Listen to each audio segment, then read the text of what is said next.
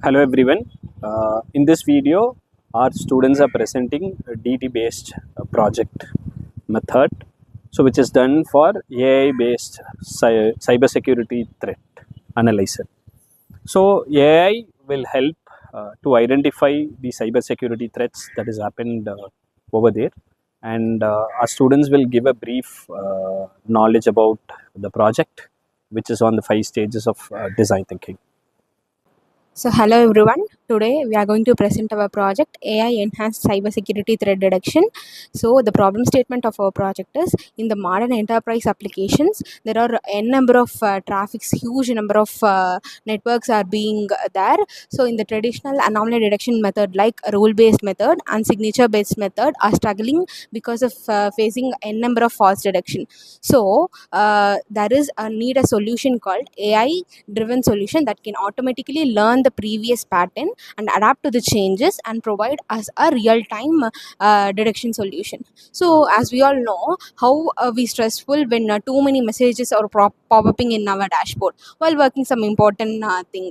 This can reduce by our project, so that is filtering the unnecessary alert and messages and protecting our computer from attacks. So it is like in having an intelligent assistant with us who will never sleep, always learning and always securing our system. So want to So let's move to the define and aggregate part. So in this problem, based on this problem statement, we are giving the solution by using a anomaly method and contextual method. In the contextual method, we are providing graph and time series method like that. Initially, we are planned to implement a for security system, network data ingestion, contextual graph, ML graph, or Gemini API like that. So let's move on to the technology stacks used in this project. So these are the tools and technology stack used in this project. At first, we are using Python because Python is best for ML related problem statements, and if we are using database here, so for that Python is so good. After that, we are using database. So for this project, we are collecting the database from a website known as Kaggle because Kaggle provide various number of datasets for ML related projects. So for this project, we are choosing CIC IDS dataset, which means California Institute of Cybersecurity Intrusion Detection System dataset. After that, we are using Gemini API. So we already know our project name is AI Enhanced Cybersecurity Threat Detection. So based on that, we are integrating Gemini AI with our project. After that, we are using graph and time series. Yeah, I already said that we are using a contextual method. So in that contextual method, these graph and time series methods are included. So by using NetworkX library in Python, which is in Python, we are represent the attack pattern to the users. After that, there is a question might rise like when the threat is happened and how many times it happened. So to answer that questions, we are using time series pattern. After that, at last we are using APIs to integrate the front end and back end. We are using API as well as to integrate the Gemini API with our project. We are using API. So over to Bharat. Okay, let's see architecture of our project. Basically, our project has two kind of inputs. One for signature method, as Google said, we uses previous data to compare in signature method. So one is, and another one is the network. For now in our project, we can give real data. So that's why we give already predefined predefined available data to feed to compare the signature method. So as Google said, we can have 5 stages of comparison. First one signature, next graph and the time series, and isolation forest, and anomaly, and finally Gemini AI. So as in our programming, there are three parts. One is front end, which actual project we don't have is running server, but as for now to showcase and to user to interface with the users, we uses the HTML CSS to interfaces users interface, and the backend. In backend, we mainly contain the code uses Python, Python libraries, pandas, sklearn, numpys, and some other. And to integrate both of them, we uses Flask back to integrate with the front end and back end. And major part is to in final stage we want to communicate with Gemini. For that we uses API key to API key, Gemini API key to communicate with the backend and the Gemini. So, as Bharat said, in this project, we have four main stages in this project. So, the first one is signature check. So, before entering into the concept, we must be know with an example. Okay, so let's consider you're visiting to a police station. So, in the station, we are seeing a wanted list. So, after seeing that wanted list, you can identify the thieves easily.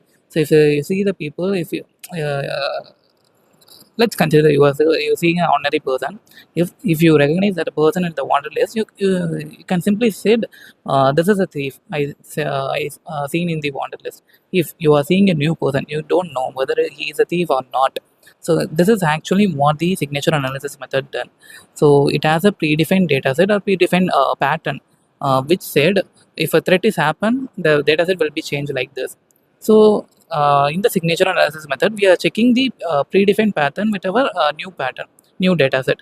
If something is matches, it said there is a threat. But the question is, it can find whether it can find the new threat or not. So the answer is no. It can find the new threat. So to overcome that problem, um, we are using the anomaly check. So in the anomaly check, we are using an algorithm known as isolation forestry algorithm. So in the isolation forestry algorithm, it divides the data set by picking a random middle value. So for example, the data set will have a n number of rows and columns. So let's we take a flag count column. So in this column, we are having a minimum value and maximum value.